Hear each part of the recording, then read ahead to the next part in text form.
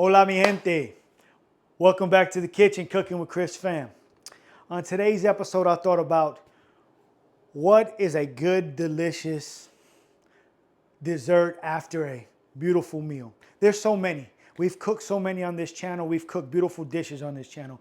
So one comes to mind. If you like coconut and you like flan, if you like caramel, this is the dish for you. What am I referring to? I'm referring to a coconut flan, Flan de Coco. So simple ingredients, simple recipe, like everything we do on this channel. Also, Cooking with Chris fam, thank you for coming back in the kitchen. As always, without you guys, the page doesn't grow. If you're new and you haven't dropped in the kitchen, thank you for clicking on the video. Thank you for stepping into the kitchen and considering me. With that being said, grab a chair, grab a stool, come up to the counter, and what we're gonna do, we're gonna put this easy, delicious recipe together. You're sure to be the hit at the next barbecue, at the work function, or even at home, because this flan is so delicious and so easy. And for anybody that loves coconut, they're gonna go off the wall with this. We're talking that sweet caramel. We're talking pieces of coconut in here, just the right amount of sweetness after a good meal. I'm telling you, you will be the hit. But enough with me talking. Let's go ahead and let's get into the recipe.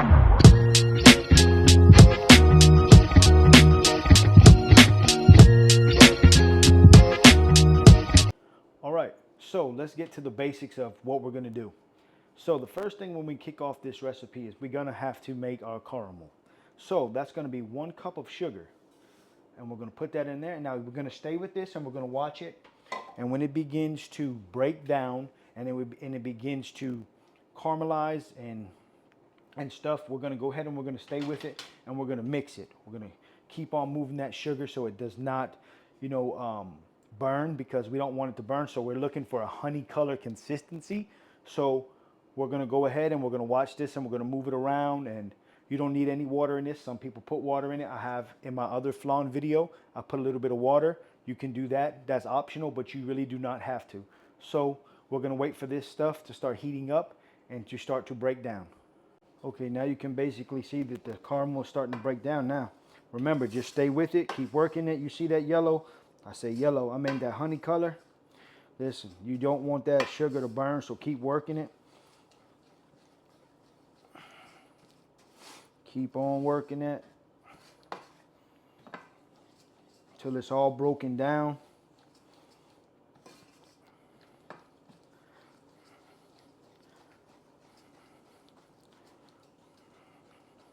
You might say, well, why aren't you using a pot? Well, I always use a pot, but I said, let me try something. So this is the pan that I'm going to put the caramel sauce in anyway, right? So if it can go into an oven, I thought, well, why can't it be put on a stovetop? Now, don't knock it till you try it now. So basically, this is what we're doing. That's why I have this mitt on, of course. But if it's going to make the job a little bit easier, then guess what? I'm all for it. Let's try it. And so basically, it does the same thing as a pot, just without a handle, right? So here we are. So now what we're going to do, we're going to take this caramel and we're going to move it around on the sides of our pan here. So let's remove it from the heat. We don't want it to get any darker. We don't want it to burn. So we'll take that and then you just start spreading it around. While this sits over here and cools down, what we're going to do, we're going to transition into putting all of our wet ingredients that are going to go into here to make our coconut flan. All right, fam. So now that we have our caramel ready to go, we have that sugar melted down. Now we have to put our wet ingredients into our blender and blend it all together. So basically what we have here, we have a cup of coconut flakes, 1 can of sweetened condensed milk, 1 can of evaporated milk, 1 can of coconut milk, and a can of cream of coconut. Now I like Coco Lopez. Use whatever you can find. Then we're gonna have 5 eggs, large eggs, and 1 8-ounce block of cream cheese. So, and we also have some coconut extract. We're gonna use 2 tablespoons on that. Basically, also what I want to mention is that make sure your cream cheese and your eggs are at room temperature.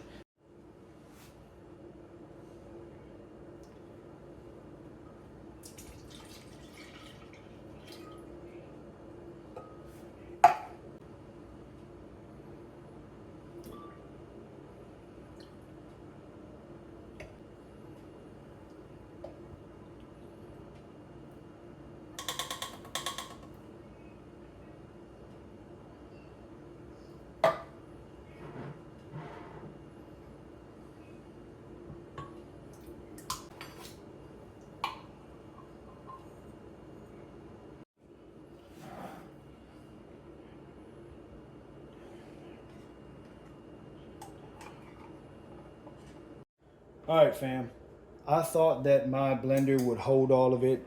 Apparently, it does not. I don't have an immersion blender. So, I'm either going to have to invest in one or I'm going to have to get a bigger blender. So, either way, we're going to hit this and we're going to do it old school before we had all that. So, now take your 2 tablespoons of coconut extract, get them in there. All right, so remember when I said make sure that cream cheese is at room temperature. So what I did, I went ahead, I took my cream cheese out of the pack, I just put it onto a plate for just a minute. And what I did, I quartered it off. Now I'm not gonna say that this ain't gonna be, you know, a little tough job to do with a whisk, because it is.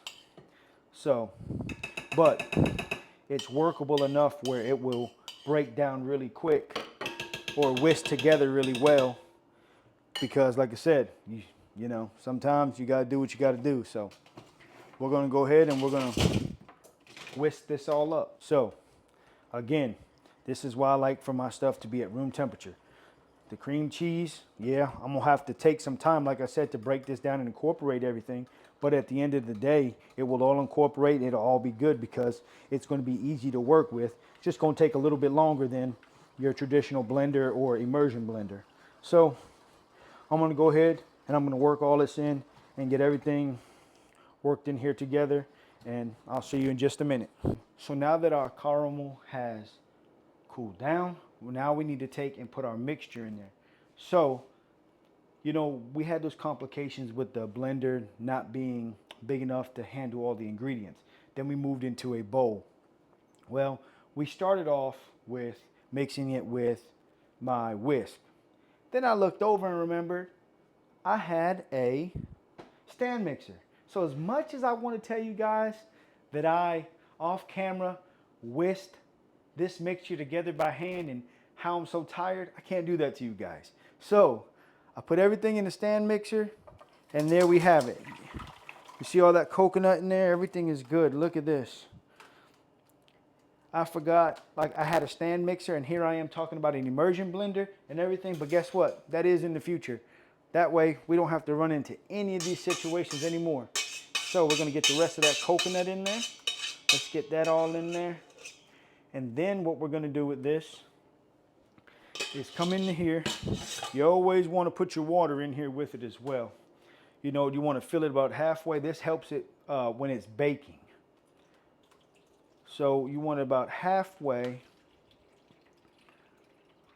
And then you want your oven to be preheated to 350 degrees.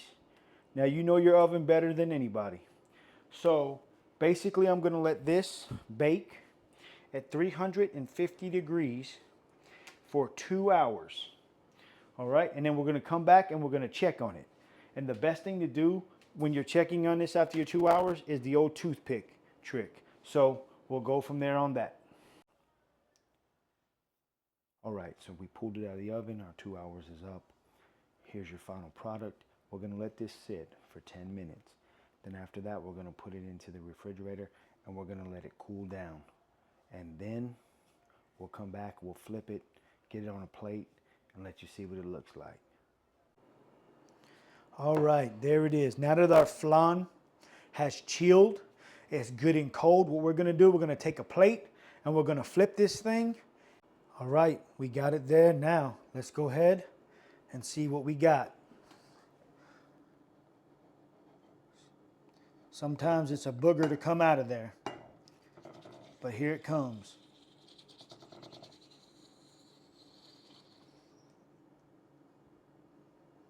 Look at that. Beautiful. Flan. We got some caramel at the bottom of this pan here. We're going to use that as well. So I just wanted to show you guys, look how beautiful this thing is. Look at that. The drizzle coming down the side of this thing. Man. Only thing left to do now is go ahead and cut a piece. We had to get down low on this one, fam. Look at that. Let's go ahead and cut us a little slice of this.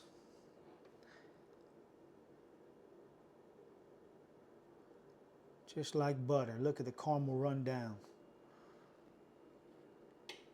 The coconut down there.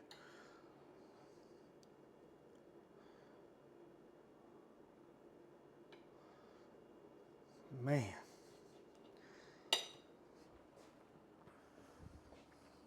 All right, let's get this fork down inside of here and see about getting this piece out of here. Check out that cross section in just a minute. Let's put my...